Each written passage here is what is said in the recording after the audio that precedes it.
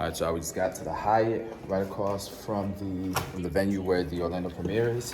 Finally, my hotel status has paid off. Let me show you guys. Yeah, this is cool, it's decent, you know what I mean? You got the little fridge, all that. Let's look at this bathroom. It's a nice bathroom, you know what I mean? Nice big bathroom. Two tabletops in the bathroom like that before, that's cool. But check this out, guys. Golly, we got the suite. I got all this for free, guys. The view ain't sweet like you got the pool right there. But this is nice. Got a whole damn building. First time I ever got an upgrade like this. So this was free, didn't cost me any extra.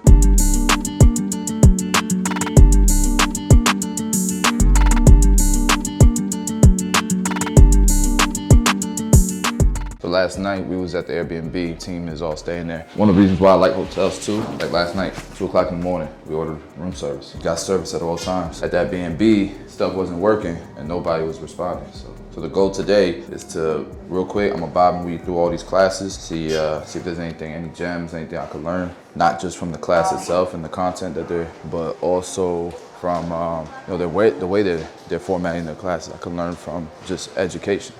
And so what I need to do is try to get some food real quick. Oh yeah, down here. If I don't get food now, I'm not gonna be able to over there at the show. Low key, this is what I'm gonna do. I'm gonna try to go quickly, walk fast. If not, shout out to everybody, love y'all. But I get stopped a lot. What I try to do, I'll talk to 300 people straight. Definitely gotta prepare for that.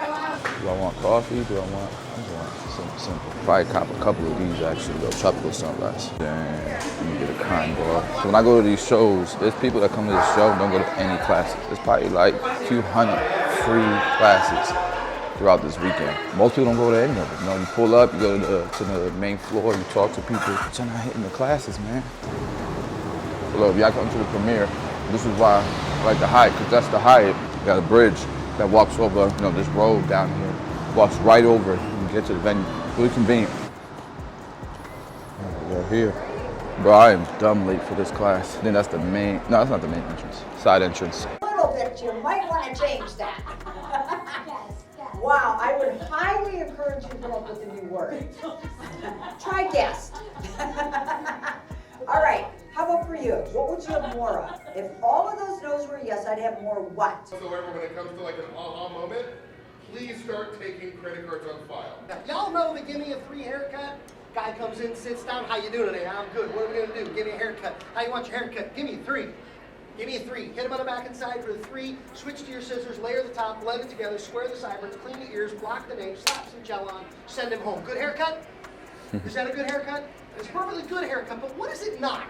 It's not tapered. She picks up her clipper, and she picks up her number 1 guard, and she bangs off a little bit of the bottom. Then she goes to her number 2 guard, and she goes a little bit higher. Then she goes to her number 3 guard, and she goes a little bit higher. Now with her number 3 guard, she's gotten right back to the occipital bone. And she goes, well, they gave me a number 4, I deserve to use it.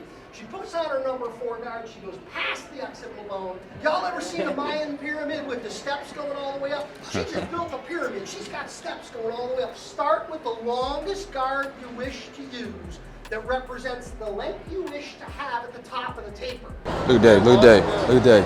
What's up, bro? What's up, man? Chillin', man. All right, guys, so this is the show. Zoom out a little bit here. All right, so let's talk about this hair show. So the premiere is probably the biggest hair show. I don't know if it is anymore. It's declined over the years, I think.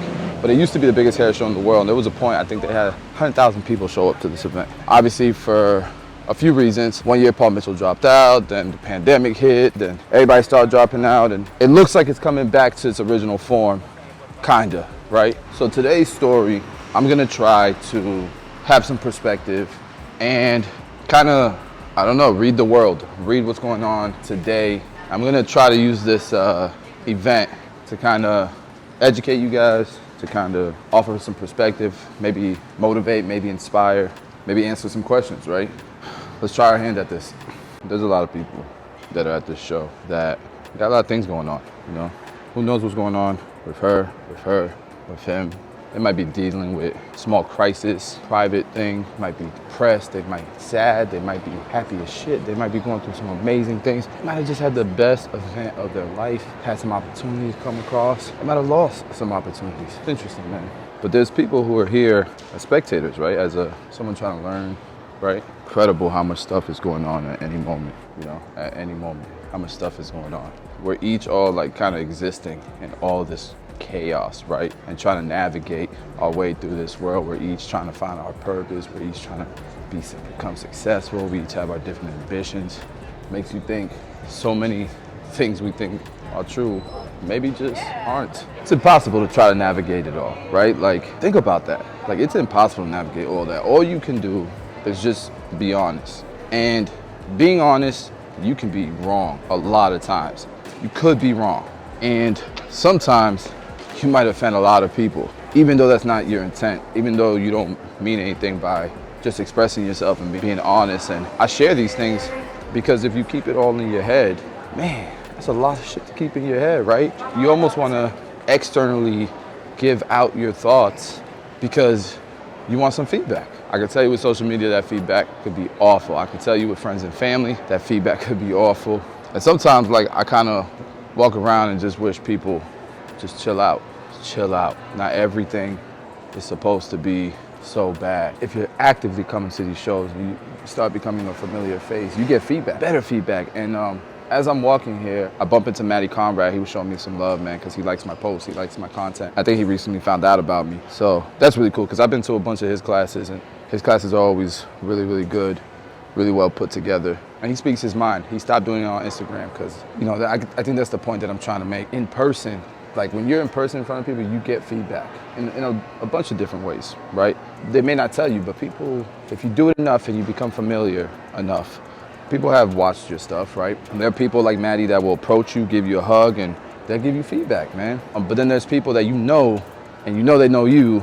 It's almost like don't really want to talk to you. So you kind of get this impression that maybe you said something in the past, or maybe you did something in the past that they had a distaste for, or whatever it may be. But it doesn't matter no more. You can't control it. You can't control that stuff. If you try to control that stuff, it'll always feel like you're damned if you do, you're damned if you don't. So just focus on what makes you happy. Focus on figuring your shit out. No matter what, somebody's gonna be unhappy with you, no matter what. You know, something I'm kind of just thinking about too is you don't know who you might be walking by. You don't know, what people are in their process. But like, I used to walk through here dreaming. I used to walk through here, no classes, no booth, no products, no know-how, just dreaming. Every time somebody approaches me, shakes my hand, says they watch my content and stuff, I know each of those guys have dreams, man. Each of those girls have dreams. And it's kind of like, I guess, it's kind of like, damn, man. I probably talk to a few hundred of these same people every single day. And I was like, I'm no different, you know what I mean? But damn, I made it a long way. It gives you gratitude, it makes you respect what you have so much more, where a lot of people can get lost in the sauce, you know what I mean? That whole saying. I feel like that's a true thing. And for me, these shows are important even now. I always can count on that perspective to happen. And even now, like, there's another perspective too. Like, you look at a lot of these big, huge brands, right? And I would like to consider my brand pretty big in the barbering industry now. I think early on when I was trying to build my brand, I felt like I was competing with amazing brands like Elegance and all these clipper brands that were killing it. And I realized we're all just trying to grow. We're all just trying to grow. And so are all these individuals here. They're all just trying to grow. They all want a spot where they can make their dreams come true. If the movers and the shakers of the industry are growing, that just gives more people opportunity as long as brands are growing for the right reason. And they typically do. Like, most of the time people can see through a lot of fluff, right? Most of the time brands that last and create a legacy, typically because they've been consistently doing the right things. Let's look at this company, for example, as an example. This company, just a few years ago, was laughed at. Nowhere near. Look how big this booth is. Probably the biggest booth, or maybe the second biggest booth in the whole convention. And think about the growth here and what they've done. It created so much opportunity. Like this guy right here, Dennis, this guy was an educator. This guy right here was a platform artist. That guy right there. Now, he's head of product development. Dennis, what do you do at Babyliss? What do I do? Yeah. Sweep floors, pack up boxes, move stuff, build custom clippers, work the booth. I do everything, yeah. But you also used to be a barber. I was. You still are a barber. I was a barber and hairstylist that used to do platform work. I still cut my dad's hair and some family members, but now you are a big part of most innovative tools in our industry. How'd that become? How'd that happen? like I said, I was doing an education and I was traveling around and sharing with people, and I had an opportunity to start training sales reps on some of the products. And one day, the owner, Conair, asked me to submit a resume for a director position running the barber category. So I gave him my resume. I had tons of experience traveling around doing both sales and education across the globe for us already. And he was looking for somebody that actually worked with the tools with their hands to help build them and to run the marketing department. So yeah, just had an opportunity. There you go, guys. That's Dennis. That's Dennis. If you guys see him, stop by, shake his hand, because he's done a lot for our industry. Ken on the ones and twos. Guys, what's up, bro? The point I was trying to make at the Babyless booth was, look at the opportunities that creates. That grows the industry. That gives more people with dreams and goals and, you know, crazy aspirations. All these people that are walking around. You don't know what they want to be, but they might be something that could change lives, that can improve the industry, and you want as many of those people involved as possible. You don't want our talent and our dreamers to leave the industry, right? So Babyless, they weren't even a thing, but now they've given a stage, they've given an opportunity. They're making people's dreams come true because Babyless grew, right? And so you gotta, even as a brand owner, you gotta like respect and you gotta want that for them, you know? Even if you're a Clipper brand, you gotta want everybody to grow. This is true at every level. I feel like Babyless is a good example of what I was talking about. Need a new booking app? I'm getting ready to launch one. It's called Pi Booking, and before we get ready to launch it, we want to give you, the barber, an opportunity to own a piece of the pie. So instead of going to venture capitalists and big private money, we decided to come to you, the barbers in the industry. So we set up a website, investinpibooking.com, where you can learn all about it and you can have an opportunity to own a piece of it. Link will be in the description. Go check it out, man. So this is a class, this is for JRL. In this class, you got Drew the barber, you got Squeak, pro barber, both friends of mine. Here's what people don't know is going on in this class right now. The guy with the camera, that's Gaines. Gaines has Cleveland Barber Expo. He's the owner of that, founder of that expo. And Gaines is in Cleveland. Drew, who's the guy on the right, Drew's from Tampa. Gaines and Drew met each other at the Cleveland Barber Expo because Drew, you know, helped him with the show. One of the issues that Drew has is content creation. Super talent, has a lot to give to the industry. Probably the fastest barber. If you consider quality and speed, probably the most efficient barber in the industry that I've met, that I've seen. Like, it's almost unbelievable, right? One of the issues that he's always had is creating content, and he's tried. He's just not efficient at that, you know. Gaines knows that, and Gaines knows what he has to offer, and they're not connected transactionally. They're not connected as in they work in the same shops together. This is literally Gaines wanting the best, or Drew wanting to see his full potential be reached and wanting to help the industry. And nobody knows that's going on right now. This dude took his own camera, he's filming it, he's making content for him behind the scenes. I'm sure he's not getting paid for that, you know. You know, people will ask questions like, you know, how do I get an opportunity? How do I do that? How do I do this? Not necessarily an opportunity here, right? It's just helping somebody. And who knows what that can turn into.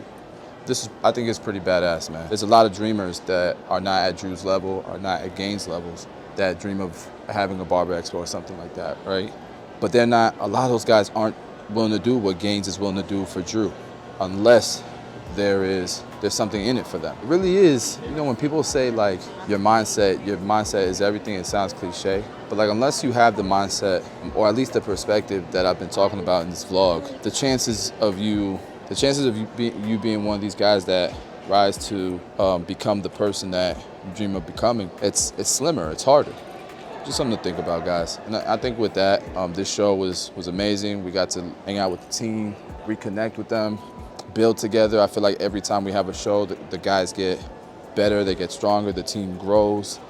And you know, the show wasn't a success monetary-wise. You lose money on these shows, but there's some things you cannot measure. We've been doing these for like these hair shows for the last like 6-7 years. Can't really put your finger on why they're big for us, but you can totally see the results of it throughout the years. So with that, guys, I'm gone, I'm off. I will see you guys in the next video.